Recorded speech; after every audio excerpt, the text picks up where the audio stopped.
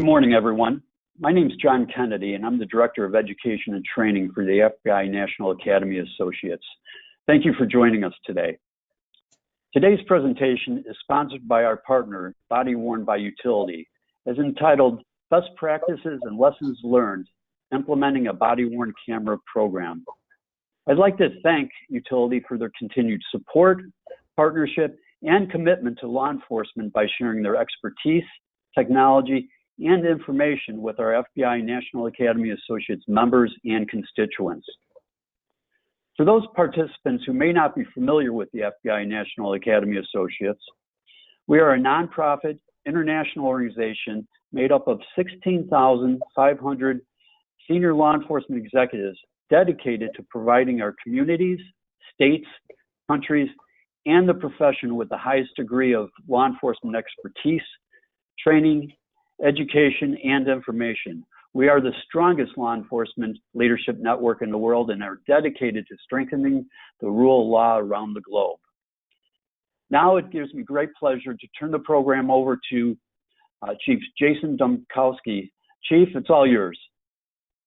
Thank you, John. I'm Jason Domkowski, and prior to joining Utility as the Director of Law Enforcement Relations, I served as Chief of Police for the city of West Lafayette, Indiana, for over a decade. I'm a graduate of the FBI National Academy Session 245 and past president of the Indiana Association of Chiefs of Police. Our goal today is to provide you with practical insights and resources towards development and implementation of a body-worn camera program. I have a comprehensive understanding of the challenges that come along with launching such a program, as West Lafayette PD was the first law enforcement agency in Indiana to deploy body-worn camera technology beginning in 2012. I've also had the opportunity to work with state legislators to enact law establishing state standards for retention, redaction, and public release of law enforcement body camera video, all important components of a successful body-worn camera program. We know that in a year of nearly constant change, responding to risks associated with COVID, a call for police reform with the increase of civil unrest, alongside the day-to-day police activity, the need for law enforcement to have video evidence of police and citizen encounters has become increasingly important. With this in mind, we assembled this very accomplished group of law enforcement professionals.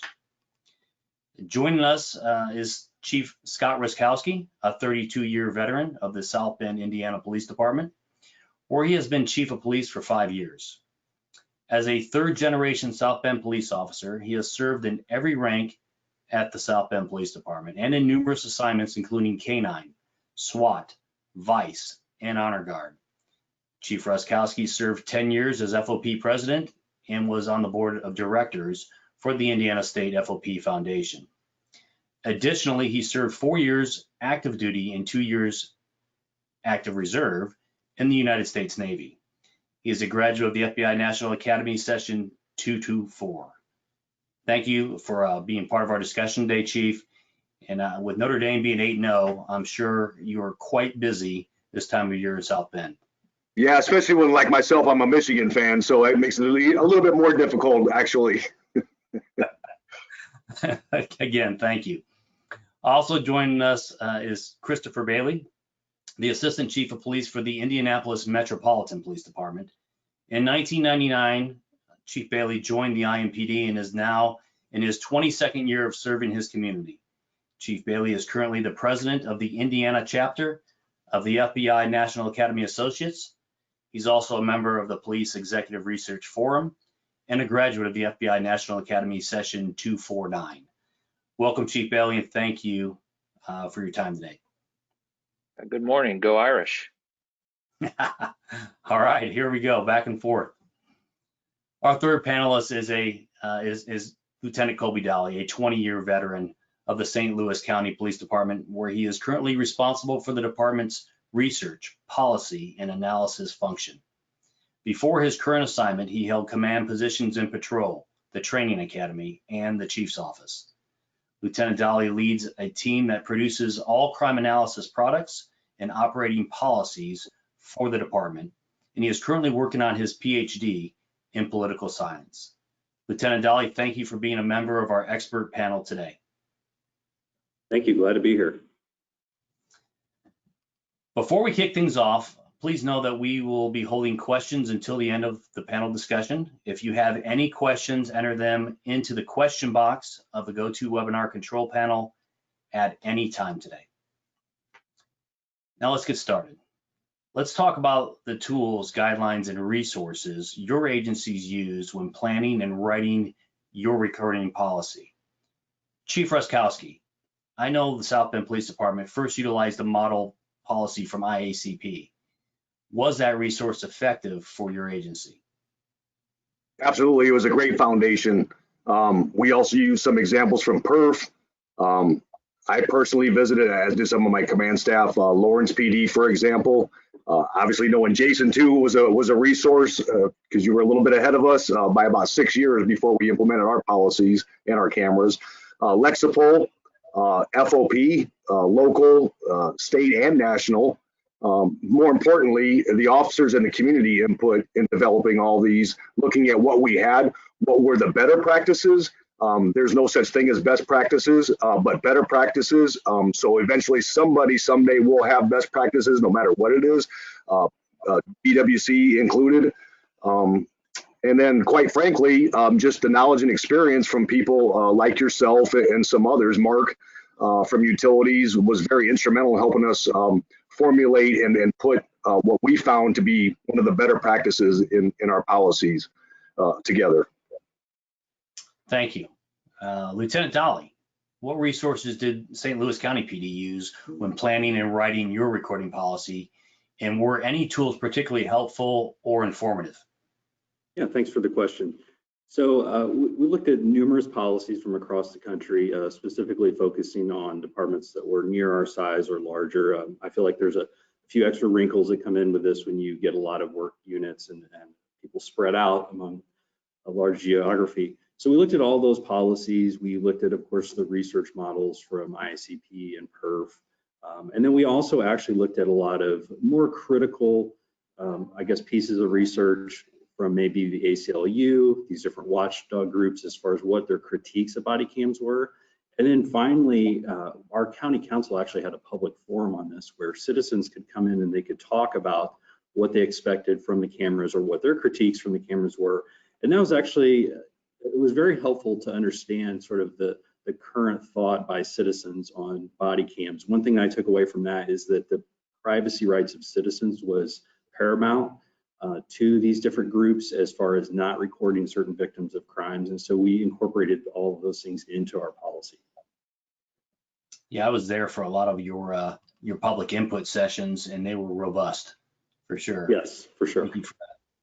Chief Bailey, we know that body camera program implementation and body camera policy are part and parcel. Can you give us insight into your agency's recording protocols that are outlined within the IMPD policy? Absolutely. So our policy outlines that IMPD officers record every single interaction that they have with a citizen for law enforcement purposes. You know, our agency extremely limited officer discretion, and you know, any well-written policy will inform officers exactly when the camera should be on, and equally specific when it's turned off. Our expectation, though, is that officers must record every single citizen encounter they have. But there are exceptions to that, and I know the lieutenant mentioned some of those for privacy issues. And anytime that an officer has to turn the camera off, we expect them to document that not only on the camera, but also in one of our blue team special reports. You know, an area in our policy does give some discretion, and that's with policy or privacy, like I just said. For example, in hospitals, we've come to an agreement with our hospital partners that if there's evidentiary value in us having the recording on, then we'll do that. But you know, our hospitals have to follow the HIPAA guidelines, and so we want to make sure that we're protecting them, but also being able to accomplish our law enforcement objectives. So Additionally, we have the automatic triggers that come with body worn and utility, and that's the Cad integration. The camera comes on within 500 feet of dispatch runs. We have the in-car triggers, the light bar activation, siren activation. If the officer goes prone, begins running, begins any kind of rotational movement that looks like there's a fight, or draws their handgun.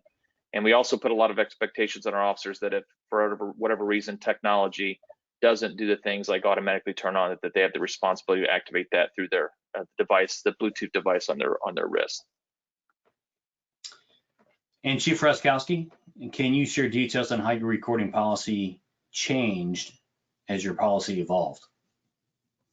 Yeah, so unfortunately, I hate to use the word trial and error, but that's literally what it amounted to. Now, keep in mind, we've had cameras in our car since 1997. So we had dash cams then associated with mics. So we went from VHS to disc to thumb drives to et cetera. And here we are with the latest and greatest technology, which has been by the best so far that we've ever had in anything. With that being said, it's no surprise to anyone that we did have an officer involved shooting. A white officer shot a black community member and killed him during a car break-in. And because of mechanisms that we had in place, it wasn't the end-all cure-all. And what I mean by that is there were no lights or sirens activated because it wasn't an emergency response. It was a suspicious person initially, what the call was. So it was a slow approach. There were no reason to activate the lights. They actually the officer came in dark. One thing we didn't have was the door activation feature activated. We did not know that at the time. We have since obviously done that. And then like Chief Bailey's, we've also incorporated a geofencing to every one of our calls. So with that being said, every single call that we're dispatched to automatically, once they get within a quarter mile of that call, no matter what direction, it activates the body camera and the car camera automatically, including all audio. So we were able to tweak probably 2 or 3 different times our policy, and we've relegated our use of activation of the recorder to the 4 simple points. It's A through D, but essentially it's every call that you go on, including assisting or backing up another officer, or anytime an encounter with a civilian person becomes adversarial. With that being said, even if it's just a motor check, for example, once they're within a quarter mile radius of that geofence, it will activate and turn on. The officers do have the discretion at that point. And luckily, nothing has happened because of that. We're rolling with it as it is. With that being said, those were recommendations that came from the community. We have community action groups, CAG groups, that we often, well, prior to COVID, but we still do them in some type of internet system to have input on what they think it should be. As important to that is an explanation as to what we have, what the capabilities are, and what can we do as a team collaboratively, meaning whether it's utilities, the police department, and the community, the mayoral administration, the Board of Public Safety, the Common Council, all of them having input to either expand or get to the better practice with the body cameras. And Chief, that incident that you spoke of there in South Bend, since then you've also added holster sensor triggers to your policy as well. Is that correct? We did, and that was a lot of trial and error, but here it is, and this isn't a shameless plug. It's a huge shout out to utilities for working out with us literally day and night within 24 hours. Now, granted, the 200 and some officers that had those sensors, it did take a little while, but within a 24-hour period, we had the bulk of our department outfitted with those as well on top of everything. So just another layer, another mechanism in place just in case, because cops in those dire situations, we all know them, often shouldn't be thinking about something else, how they approach and whatever. Those, the paramount, the priorities should be tactics, safety for everyone involved, not whether something turned on or didn't turn on, or if it's recording or if it's not recording. And quite frankly, we haven't had to worry about it since. Thank you. Hey, Jason, and just to add on to that real quick with the trigger, we had an officer involved shooting this past weekend, off-duty officers working at a bar that should have been closed based on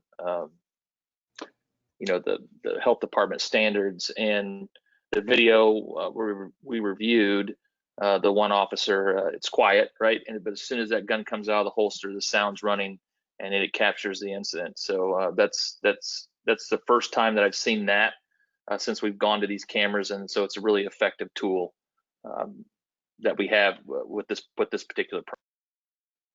That's a great testimony. You got to have that, in my view. You got to have that video when the guns come out of the holsters. And I'm glad to hear that that worked this weekend in Indianapolis. Now let's talk about each of your agencies, because of course it's important to have buy-in from your officers who are using the body cameras every day on the streets. Lieutenant Dolly, what was the initial reaction of your officers, and what concerns did they have, and how were you able to address them as you launch your program?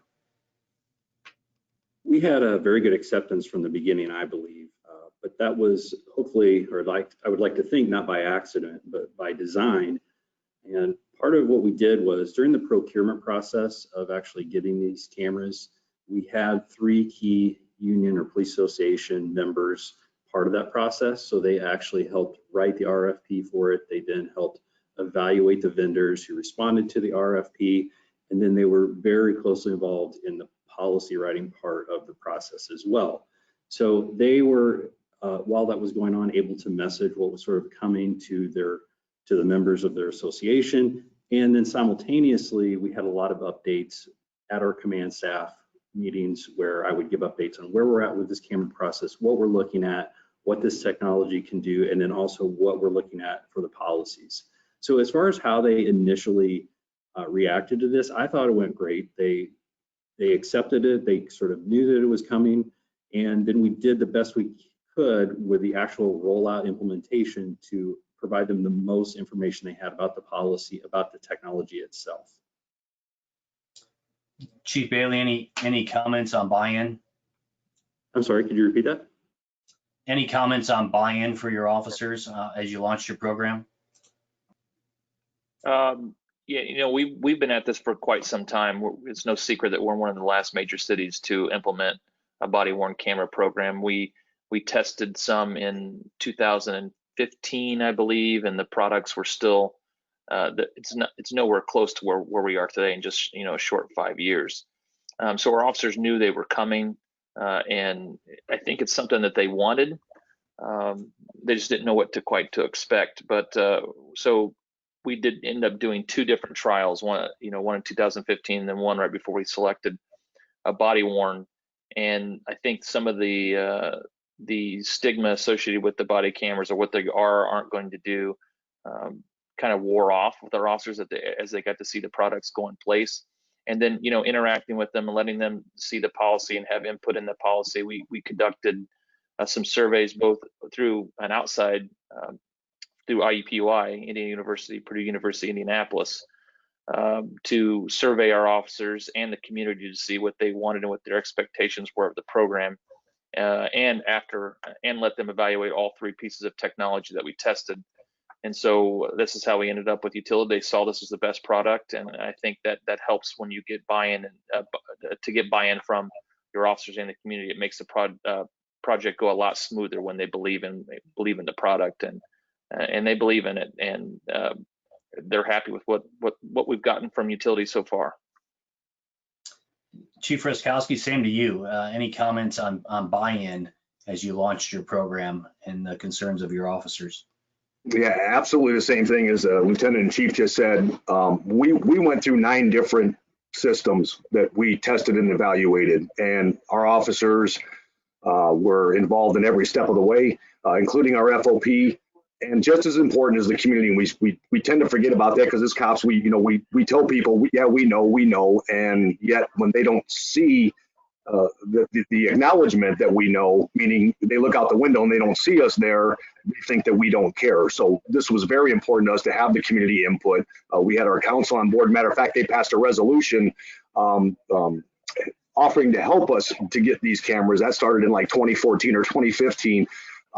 Nonetheless, they had that input, including the officers. So obviously, we went with Utility, and the officers themselves were very instrumental. We took it to our FOP labor management team. They helped write some things out, and so did the public outside of what the FOP and what the administration, meaning me and my fellow command staff, came up with. And notably, out of 10 things, 7 were same or similar. And that includes the public, the FOP, everybody else, and us. So we just took those 7 points, ran with them, just put them into like legal terms, because we have, obviously, like you all know, we have to have legal involved in everything that we do. And then the other 3 we just worked on and hashed it out. And occasionally, or quite frankly, and I apologize, more often, we would call utility, go, hey, what do you think about this? Or I would make a phone call maybe to Jason or to Mark or somebody else and go, what do you all think about this? And then it worked out, and it worked out very, very well. By the way, our policy's online. Just go to our website and you can see our policy. Anybody's welcome to look at it, copy it, whatever. Thank you. That's one of the benefits of coming in late to the program. You have people like the chief and the lieutenant and you guys that did a lot of the work for us. So a lot of the research and legal research. So it was really easy for us to put together a solid policy based on the work that the chief and others did before us. Don't be afraid to cut and paste. I'm guilty of that in my career often. No reason to reinvent the wheel, for sure. A lot of resources out there from one another, and websites are a good source of that. One of the fundamental philosophies of utility is never ask an officer to do something that technology can do for them. And this is where body-worn's patented automatic recording triggers become so important. Chief Bailey, with that in mind, can you share how automatic triggers have alleviated the need for requiring officers to manually turn on the body camera? Yeah, and some of the things I've already spoken about and the other chiefs have spoken about too, but this was a major selling point for us, and one of the main reasons why our prior chief, Chief Brian Roach, delayed so much implementing the program, because he and we wanted to take as much of that responsibility off of the officer and put it into some kind of automatic trigger. Because like Chief said a little bit ago, these officers when they're on hot runs, or even at the incident I talk about at the bar, the last thing that officer was thinking about when he pulled that gun out of the holster over the weekend was whether or not to click the Bluetooth on the watch. But it worked perfectly. As soon as the gun came out of the holster, that camera came on, including the sound. But the promise made by utility that they could integrate with our CAD system to create automatic geofencing whenever we came within a certain distance from the whatever run we were on was a major selling point for us, and it really is a game changer in this product. We have to be careful, and we tell our officers that technology can sometimes change, so you have to be careful of that. But the CAD integration was great. You proved that it could work with the Lawrence Police Department, which is also in Marion County. It's a little bit smaller, but proved that it worked with the same CAD. But all the other features that I talked about earlier, the in-car triggers, the door, the siren, the officer down function, which sometimes goes off unintentionally, but is also a good tool that the camera recognizes if there's a struggle, because a seemingly innocent encounter like we've seen across the country can turn violent quickly, and officers not having the ability to turn it on through the Bluetooth with the gyration of a fight allows them to turn it on. It allows the camera to come on automatically. So those are a few of the automatic triggers that body-worn offers, and we've seen in the short period of time we've been active, they've worked really well and are fitting our needs and the community's needs. Lieutenant Dolly, same to you. I know you put those triggers through an obstacle course when you were going through selection of a body camera, and how those triggers worked for your agency in alleviating that necessity of manual activation. Yes, that's correct. When we did our testing, we had simulations of foot pursuits and force incidents and all kinds of stuff, and they definitely worked every time. We were actually pretty amazed at how quickly they would turn on and recognize that an officer is running. And we've used those in the field as well. We had an incident where an officer was having a medical emergency and was down, and the officer down alert worked, and luckily that officer was able to get some medical treatment and not have any serious events happen out of that. So yes, it's worked very well for us. And Chief Ruskowski, same to you, automatic triggers. Yeah, absolutely. What both had just said, I'll just echo that specifically. I will tell you that there was a snafu that we didn't know about. So the CAD integration was huge. Officers were a little skeptical at first, but absolutely love having that now because it heightens their sense of awareness when they get that activation. I might be getting close. Maybe I need to start paying a little bit more attention now within this quarter-mile radius that we have. But I will tell everybody what did happen. So when we had the CAD integration, good to go. We were actually using it for people who are chronic complainers against the police. So we would automatically activate the cameras when they got near to avoid those because we told officers that we would tell you when this helped you instead of getting you in trouble. That's what a lot of cops like to think. So what we learned was, okay, so we did the geofencing through the CAD system. We pull up to a call, guy is armed with a gun, guy takes off running. Cop typically, like he did, was getting a foot pursuit, ran out of that coordinate that we had blocked off. Utility and nobody else knew this, but once they got out of the area, the camera shut off. Thankfully, another officer was pulling up who was just out on the other side of it that it was activated. Literally, and it was a quick phone call back to utility. Hey, this is what happened. Okay, fix. Like it literally took less than 5 minutes to fix that. So that was just like one of those things. Again, I know it sounds shameless, but I'm telling you, I work with a lot of companies. I can tell you too. Utility, and I won't tell you the other one unless you want to ask me offline what the other one that stuck to their word. There wasn't anything hidden in fine print, did what they said they were going to do and continued. I can pick up the phone any time of day or night and do that. That to me, that is huge. That's a handshake deal means a lot to me. And they came through when it came to the first talk about to the conclusion to the contract. It was phenomenal. I'm just telling you what you guys have done is just hats off to you. Thank you, Chief. And you and I have spoken a lot. And you've mentioned that CAD activation, turning on the body camera from a CAD call for service, is a game changer. And I got to agree. Let the officers focus on their job and let that camera come on when they arrive on scene.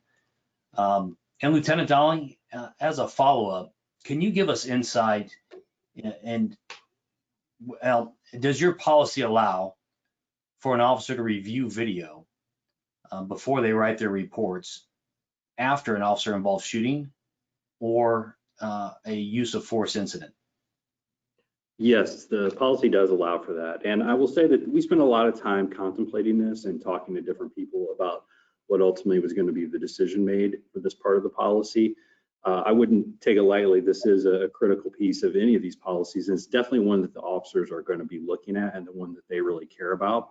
So just to clarify sort of how things break down in our department, if an officer has a more or less typical use of force where they tackle someone, they use a taser, the officers definitely can review the video before they write the report. They have full access to the video. They can watch it as much as they need to, and then they can write the report.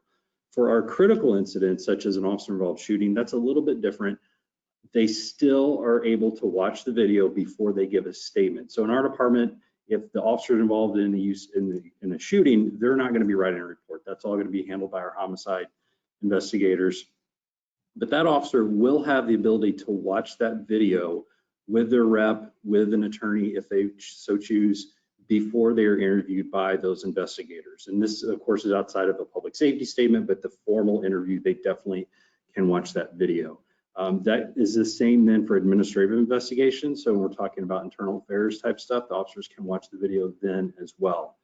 And we looked all over the country at policies about this. Do you let officers watch it? Do you not? And there's pros and cons for both. And I totally am aware of all that. And one of the key factors or the key decision points for us was to think about how do we want the officers to view these cameras? And ultimately, we wanted the officers to be accepting of this technology and to look at it as a tool that they can use and rely on.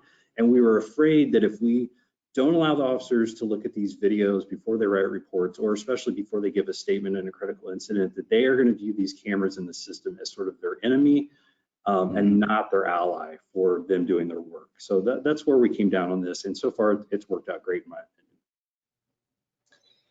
Thank you, LT. As a follow-up to that, can you give us a little insight into how your agency assures policy compliance through the concept of policy-based recording? Yeah, so on that, what we do is We have a very clear policy of when the cameras have to be activated, and we actually use a lot of the automated activations as other chiefs were talking about. So a lot of this is done for the officer where they don't even have to think about it. It's going to come on for them. And we look at them turning on this camera and using the camera as similar to they are supposed to take a report and they know when they're supposed to take a report. They're supposed to go on calls. And so we will only review the video if there's a need to. So that was something that the union and the FOP was definitely big on, where so if a supervisor gets a report, let's say for a use of force incident, they're going to be reviewing that. They're going to look at that. That's going to be reviewed by several people all the way up to the chief of police. On other incidents that are more mundane, kind of run of the mill, maybe the officer stops a person on a pedestrian stop or a traffic stop. The supervisors are not necessarily going to look at that unless there's some reason to. There's maybe a complaint about it, or they just think that there's something odd with it. They would then look at it. But we've had good, I guess, good results so far in just doing this sort of policy base where the officers know that they have to watch they have to turn on their video, they have to use the recording device. And if there is a problem or we know of something, we then look into it further. Thank you, Lieutenant Dolly. Let's shift gears a bit and talk about a topic that's been at the forefront of the national conversation this year. We've seen how relations between agencies and the communities they serve have been strained this year, perhaps like never before. We know that one way to build strong relationships and trust with your community is to work directly with them.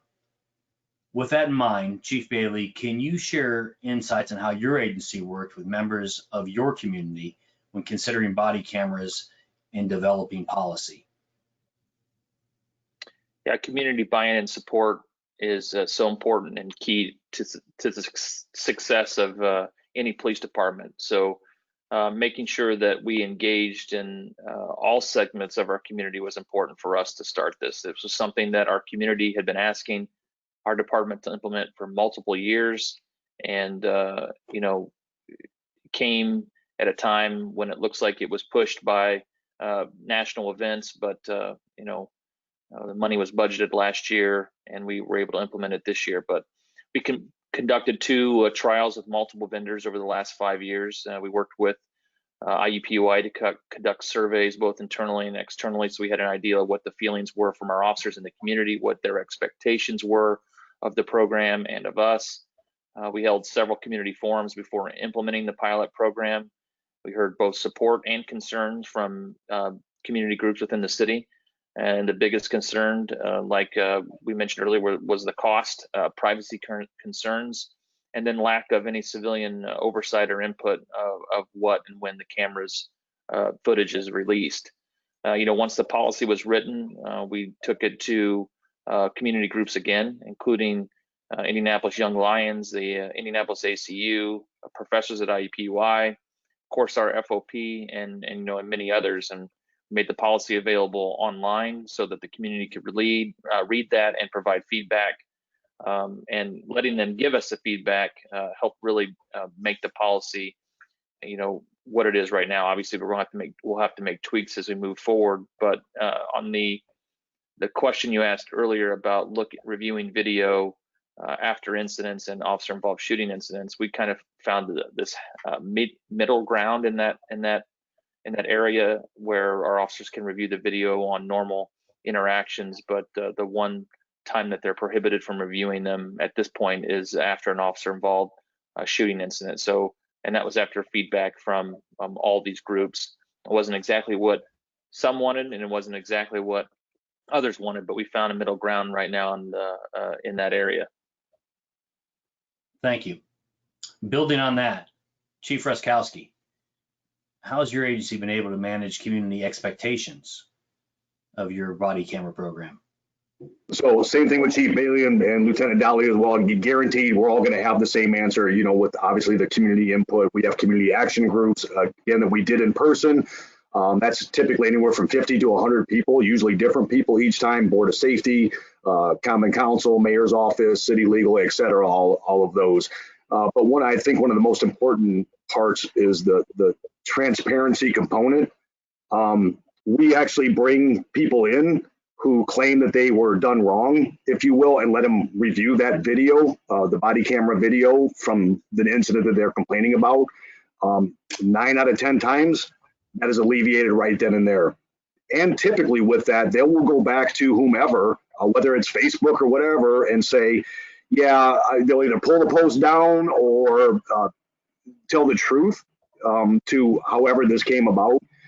So that's one of those things. I know it's very unusual, and I know there's APRA and FOIA and all that other kind of stuff, but when you can settle that misunderstanding with the person who has actually complained or a representative of the person who's complained, and let the officer know, hey, this is what happened, this is the complaint, and here, based on your body cam video, this is what we showed them. I don't know if you had a chance to review it, et cetera, but here it is. And there's closure. There's closure with the complainant, there's closure with a large part of the community, and closure with the officer, and actually closure with officers, because that officer is going to go back and tell other people, other officers, what happened. That typically was not done before. We just let it go. Hey, officer did nothing wrong, and would never tell him or her what the results were. And this has been so beneficial to have that done.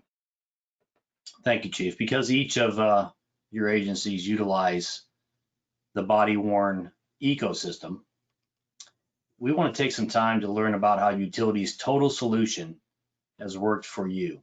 And back to you, Chief Ruskowski, how has body-worn been able to meet the policy demands of your agency?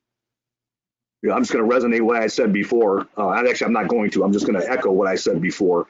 There are so many things I can't even begin to start. I can just tell you, look, the equipment, the things that we asked for, the things that we needed, and quite frankly, some of the things that we wanted on top of the needs were all afforded to us. Quite frankly, the 24/7, 365. I was in North Carolina on vacation and had to get a hold of Jason and Mark on something, and like immediately it was dealt with. Again, the chiefs and other staff that are listening right now know what you're dealing with other companies.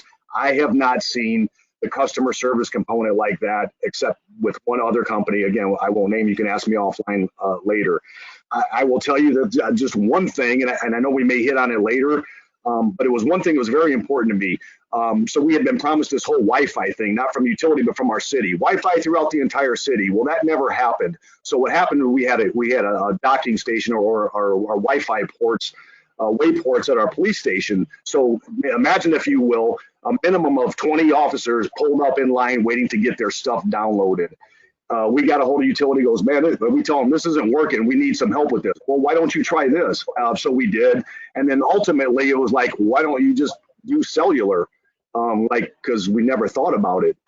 So we went to cellular immediately, within a snap of a finger, alleviated that. So going from the body camera to the rocket to try to search for Wi-Fi or find Panera Bread or something where it would do that was, so now we can pull up, use our waypoints if we want to, on top of the automatic cellular download that feature that we have. That was huge, because cops saw, man, I'm tired, I can't even review my stuff unless I pull out the camera and look at it.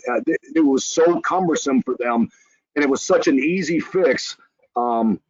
Well, maybe not an easy fix, you guys are the experts in it, but from my eyes and what the officers had told me, that was just a huge, huge game changer right there. So you're talking about the instant download or offload, actually. It's an upload of the video from the field through the cellular network. I know it changed the way we did business as an agency in West Lafayette. And Lieutenant Dolly, how about you guys on that instant offload? Yeah, thanks. I was going to comment on that. So going into our procurement of body cams, the traditional way of looking at it, at least all I knew is that you're probably going to have some docking station where the officers, as the chief said, they get done with their shift, they all come in, they put these cameras down, and now you have this bottleneck for your bandwidth. And I've heard horror stories of, it shuts down emails, it does all kinds of nasty things to your IT system. And us in particular, I was very worried, because we're very decentralized. We have probably about 15 different workstations, and our IT infrastructure is not the greatest at all those places. Some it's okay, some it's not so good. And compounding this problem is that we don't own all the buildings. We rent some are owned by our contract partners. So there's a whole wide array of issues that we're going to face there. And so when I saw that utility does the cellular uploads of the data, I thought, well, this is almost too good to be true. And I was a little bit skeptical too. You know, how in the world could they possibly pull this off? But lo and behold, as the chief said, I mean, it works every time. I mean, it's been great for us. We've completely avoided this IT infrastructure build out of all these different workstations for us. So in the end, it was a huge money saver for us. And the one thing I would point out too that doesn't get mentioned much is that by instantly uploading that video off of the device, and I realize that it stays on the device for a certain amount of time, but essentially the data is also somewhere else in the cloud, that actually provides another level of data security, because if that camera falls off or gets ran over or lost or whatever may happen to that camera, now the data is already secure and not just on the device. Because if you think about it, and to me this is kind of scary, you have these officers who have these incidents on their cameras, and with a docking station, they walk around all day for 8 hours with this sometimes very critical information on there, and you're just hoping that they can get to the docking station at the end of the day. Utility totally alleviates that. One thing that we've discussed, Lieutenant Dolly, is no docking stations, no docking stations, no docking stations. Sort of, in my world, equivalent to a buggy whip. Those days are gone by using the cellular network to offload that data. So thank you for that, those comments. As we reflect on the discussion today, I'd like to hear from each of you. What 2 key recommendations would you give to another agency that is considering a body-worn camera program? And Lieutenant Dolly, we'll start with you again. Yeah, so I have a couple of things, and I'll start with this. There's a huge buildup to implementing these body cam systems, or at least there was for us. So there's all the community expectations. There's also a tremendous amount of money that's provided for these. I mean, it's a huge financial commitment when you select a vendor and you go with, you outfit, you know, in our case, 700 officers with these cameras. So the one thing I would say is you have to have the officers use the technology. That's the last thing you want, is for them to not fully use the technology after you've committed all these resources to it. And so the question then is, how do you get them to do that? How do you get them to make the body cams like the in-car laptops are, where 20 years ago, people were skeptical about those, officers maybe didn't like it. Well, now they can't do their job without them. So we want the body cams to be like that in my mind. So this comes down to 2 things. First of all, you have to have good technology. The officers, as we all know, they will turn on technology very quickly if they find out that it's not reliable or that it causes them a lot of work. They are not going to like that technology. So you first of all have to commit to good technology. And in this regard, I think utility is the industry leader. I don't think there's any other technology that can match it. And then secondly, you have to be very clear about your policies and what the expectations are of the officers, because again, officers want to know exactly what it is in very concrete terms. What do we have to do? What is it that's expected of me? And I think if you can sort of look at the problem from those 2 standpoints, I think you'll have success with it. Thank you. Chief Ruskowski, what 2 key recommendations would you give another agency that is considering a body-worn camera program? Come on, Jason, you know I can't keep it at 2. So one thing I wanted to hit on, and I was remiss earlier not hitting on it because I know mechanisms, that was one of the questions they have in place, and how do you comfort, to say the least, the community and officers. One of the things on top of what the chief and lieutenant had said, we actually have within our policy, and again, go to our website, you can pull it, download it, and tweak it to your needs. But we actually have a component where supervisors have to do 5 a month randomly of their officers that they oversee, on top of a pursuit, a use of force, a complaint, or even arrest. And when they pull those randomly, it could be a motor check, it could be assisting a community member to make sure that they're doing the right thing at the right time for the right reasons. And they also look at tactical components too, to maybe help that officer who may be worried about so many other things instead of doing what they should be doing at that specific point in time. So it's other policy related things too. That's the management mechanism. The safety and doing the right thing mechanism is phenomenal. That we've discovered when we have our supervisors, all of our supervisors, almost 30 sergeants in our patrol division, that times 5 every month have to randomly search those. with that being said, and I know we may talk about it a little bit later, the 2 points would be obviously inclusion and collaboration, with officers, with the FOP, with the council, with the mayor, with the board of safety, and none more important than the community input. That should be a given in this day and age, especially. And then number 2, look, contact or come visit. I don't know if you want to do it with COVID, but come visit or contact any of us on here or other agencies that maybe it's not utility, maybe it's somebody else. I mean, get the no ifs, ands, or buts, or the good, bad, and the indifferent, and make your own things. I mean, I am not a smoke blower by any stretch of the imagination. I am just seriously, and maybe I'll get in trouble for saying this, Jason, I don't know, but I know when the CEO came here and talked to me personally, what he said in words was put in writing at contract time. And that, to me, and everything in between has been followed through to a T, spot on every single time. And you don't get that with any businesses, I'm telling you. It just, whatever. It is what it is, man. Thank you, Chief. And Chief Bailey, 2 key recommendations. I agree with everything that's already been said, and I'll add a couple more. One is slow down. That was the consistent message that we heard from departments all over the country, both large and small. And I recognize that that's not easy advice to heed, especially with the climate and the environment that we're in right now. But you just cannot afford to mess this up. It has to be done right. It's just too important.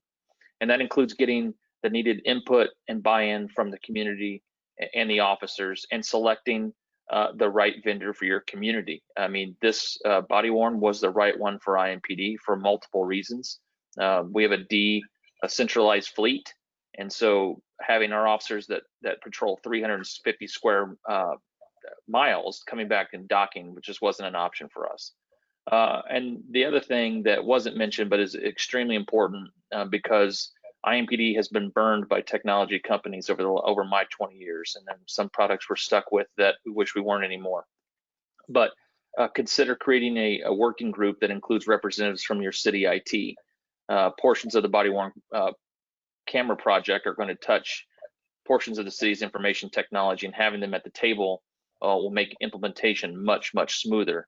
I know that we tested utilities patience and their tech people's patience as we were going through the negotiations. It took days to create this contract that was needed, but having our tech people involved from the very beginning made our transition into this much, much smoother. So those are the 2 of the many recommendations that I can make on how to do this correctly. Thank you, Chief. Now let's take a few minutes to address some of the questions that have come in during our session, and there's a lot of them, so I'm going to try to get to as many as we can as we go through this here. Does the Cad integration activate certain identified calls for service, or just the geofence radius? And if nobody wants to grab that one, I can grab that one pretty easily, and that's both. It activates on a specific CAD call, and that could be nature code specific. Maybe you want all domestic violence calls for the camera to come on, or all calls for service to come on. And I think we tweaked this a bit with Indianapolis, of not having the camera come on right when the officer answers the call for service, but maybe when they got to within a quarter mile from the call, or to activate it immediately and record the drive time to the call for service. So it's really customizable and agency specific and policy specific in customizing the solution to that policy. Did I hit on anything? Did I miss anything there in that one, gentlemen? Which of these 3 agencies deployed in-car also with body worn? Yeah, Jason, we did. Yeah, and we did. And how's that worked for your agencies, the ecosystem working together? Chief, go ahead. Oh, phenomenal. Again, we've had the in-car camera since '97. I've seen all of them. And we literally have had no issues. Now, obviously, you don't have to recharge that in-car camera and things like that, so you do have to recharge the BWC itself. But other than that, we have not had one issue, and I'm knocking on wood right now with the in-car system whatsoever. Yeah, I would just add to that we try to take full advantage of the Rocket router in the car. So we went with the router, we went with the in-car camera, and then the body cam. So we have the full ecosystem there for the officers, and it's been great. I mean, I would say, the one big advantage you have, it's something we haven't really touched on much, is on the back end when you're looking at the videos. When you've got it all integrated like that, you can see these multiple views of an incident from the car cam, from the body cam, from another body cam, whatever the case may be. And if you've got siloed systems, you're not going to be able to do that. So there's a huge advantage to getting the complete system from utility. And to your point, LT, I'm playing that back and how it splices them all together in time. So where you can see on one screen your in-car camera video and in time with your body cam video of numerous officers at the same time. I always found that really helpful, especially in AAR incidents. Jason, I think on top of that, one thing too that I did not mention, so we typically think of the in-car camera as something facing out of your dash, which that's how I used to be all the time. And if you were transporting somebody, you'd have to flip the camera around. So not only the body camera, but you have the forward facing, plus we have the passenger compartment that is also recorded, and video and audio as well. So I can watch a triple screen is what we typically do on some occasions. Good point. Thank you, Chief. Did any of the agencies have a policy in place before they demoed them? This seems to be a point of contention for some officers. So what we're talking about is having, did anybody on our webinar today deploy body cameras without a policy in place, even for testing? No, we had a basic policy, probably one that we borrowed from somebody else for the pilot, and then tweaked it over the last couple of years based on practices around the country and what we found through our trials. But we did have some policy in place, either from the vendor or one that we stole from someone else. We actually had mobile and portable audio video recorders already in policy, but we literally put parenthetically includes body worn devices. And so we tweaked it like Chief did, just tweaked it to incorporate body cameras. And I think we added those 4 points that I had made earlier, added a legitimate coordinator, and then the supervisor component that I had discussed before, we had added that in the policy as well. But it really was not very overly invasive, if you will. Again, it was looking at better practices from throughout the country and having the conversations, not just IACP or PERF, but with whether it was Lawrence or West Lafayette or whoever it may have been. Thank you. Are there any issues with record requests and redacting sensitive material? So we're talking about the back end here with the redaction capabilities of the system. Does somebody want to field that question? Yeah, we actually have somebody assigned. Go ahead, Chief. My throat hurts. I'll just be brief about it. It's just we're just now starting to get this coming in because we just started this program, right? It's going to be a hassle for us, at least until the newness of the program wears off. But we're hiring 3 people to do just nothing but requests and redaction, and we're not far enough in it to give you a good feeling, but I know that it's going to be a lot of work for our people, at least initially, as this is new technology in Indianapolis. And Chief, I have some experience with that as well, as we went from a system that was redaction frame by frame compared to the AI engine that redacts with body worn, as you're pointing to. And you mentioned a number of people having to I guess vet that information and redact it and such. But for everybody listening, IMPD is 1,700 officers sworn. Is that right? So we're talking a lot of video, and I know St. Louis County is also a large agency. And Lieutenant Dolly, you have some experience here in this redaction and FOIA requests and such? Yeah, we have a couple people assigned to do that, and the technology works to do it. I can tell you this. So looking and trying out these other vendors and their technology, utilities, in my mind, far and away the best when it comes to the redaction. So there's always going to be a little bit of a time commitment, I think, no matter who you go with or what technology you use. But in my mind, utility is the best when it comes to automating the redaction function. Thank you. This one is about body camera footage being tagged. Is it in real time? After tour, does utility use an AI ML overlay to tag the body worn camera video? Lieutenant Dolly, I'm gonna go to you again. I know you're pretty hands-on your system that you run there for St. Louis County. The Cad integration and the tagging of the videos is really what we're talking about here, and how that works for your officers.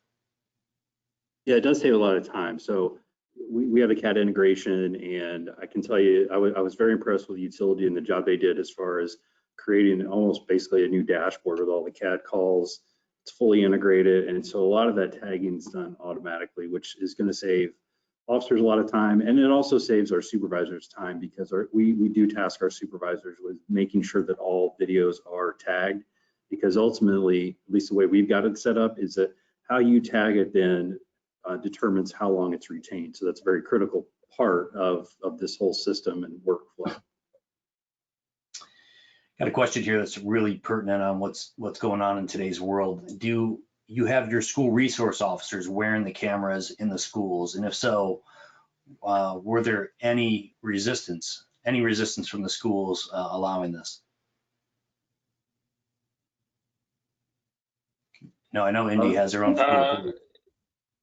Yeah, we don't have SROs, but our policies does say that schools are one of those locations that the camera shouldn't be running unless there's some sort of confrontation. So if we're just going in there, then it's not something that we run for privacy reasons. Yeah, we're very similar with that. We don't give the SROs cameras. However, if another officer, let's say, would go to the school for something, it should only be for an enforcement action that they would turn it on. Great. Another timely question here on today's world and in today's policing environment. Is it assumed that this technology eliminates implicit bias, as stated in the marketing or stated in the webinar itself? One of the participants, if you give some examples of maybe how the automatic triggers eliminate implicit bias. Well, I wouldn't say that it eliminates implicit bias. I would say that when the decision is not the officer's to make, when the camera comes on, that takes out any potential bias that they may have, or if they're trying to hide something. That's why it was so important for us to take as much of that decision making out of the hands of the officer and put it into the technology. But I mean, I can't say that it removes all implicit bias, but I know that the having it automatically turn on is a good thing for our cops and a good thing for our community. Anybody else want to give that one some comments? Yeah, just to reiterate what the chief said, I mean, I don't think there's anything that can stop or curtail the implicit or explicit bias. Explicit would be pretty obvious, but I think with the mechanisms in place, it certainly helps. However, the only evidence I would have is only comparable to what we didn't know before, and there's really no such thing. So when I look at uses of force, how many arrests, race, gender of those arrests or whatever, I have not seen any notable change when it comes to our specific number of uses of force per arrest. The same thing with race or gender. It's all remained pretty consistent with where our violence areas, our hot spots within our city, those tend to be the most arrests and those tend to be the most uses of force. That has not changed before or after the body cameras. Again, there are some tweaks there, but nothing that could say conclusively that has alleviated it. And I think I'd be remiss if I didn't point out that policy-based recording, that is the heart of what utility does with the body-worn camera, the automatic triggers. has been endorsed by the NAACP because of its abilities to limit implicit bias and take the onus off of the officer and place it on technology. So that policy-based recording, I think, is really what we're talking about. Of the camera comes on automatically, and the officer doesn't have to choose when and when not to record. Chief, or anybody on here, would you agree with those capabilities of the system? Yeah, absolutely. I think that endorsement does speak to that elimination as much as possible of implicit bias, as endorsed by the NAACP National Board of Directors. I have time for one last question here, and it's specific to South Bend. How does South Bend handle records and retention, being a smaller agency? And Chief, your size, 250 officers? Yeah, we were at 260. We're down to 235 right now. So that wasn't defund the police. That was just only part of the national problem. So that's just a budgeting mechanism. With that being said, you typically city legal, any APRA request or FOIA that comes in, they vet that first. And then, if it's able to be put out, then we'll put it out. If it's not, a criminal investigation, because we have to deal with the prosecutor too, who's not very comfortable releasing any type of evidence when it comes to a criminal matter that hasn't been adjudicated yet. But that's hurdle number one. Hurdle number two is maybe an internal investigation. Do we want to release those? Now, those are going to be incident based. If we have something that calls that we have to take immediate action on to prevent lives and property from being lost or damaged, then we'll release those videos if we have to. Again, I'm knocking on wood that has not happened yet. It has happened elsewhere. That would be my recommendation. And to the very last point that somebody had made earlier, we do have a full and part-time person who does obscuring and stuff of our body camera footage. Again, those are incident based, but when we usually call people in, they are not allowed to record. They can look at what they have right there on that screen and what really happened to that incident. That's made a huge difference, and it's cut down on the APRA and the FOIA requests. Thank you, Chief. We're about out of time today. Thank you for attending today's webinar. If you have any additional questions, please email them at marketing@utility.com. That's marketing@utility.com, and we will get back to you promptly. To each of our panelists, I want to reiterate how proud we are at Utility to serve as a strategic partner for your agencies. The information you shared is an invaluable resource for those joining our webinar today. We'll share a recap and video of this conversation, and we'll welcome your feedback in our survey. On behalf of the entire team at Utility, thank you for taking the time to join us. Stay safe, and we hope to see you at our next webinar event. Okay. Well, thank you very much, gentlemen, and thank all of you for joining us today. Thank you for that robust discussion. So I really appreciate your time and sharing that with our FBI NAA members and their staffs. Today's webinar will be archived on the FBI National Academy Associates website at www.fbinaa.org. So again, thank you for joining us today. Please stay safe and well. Goodbye for now.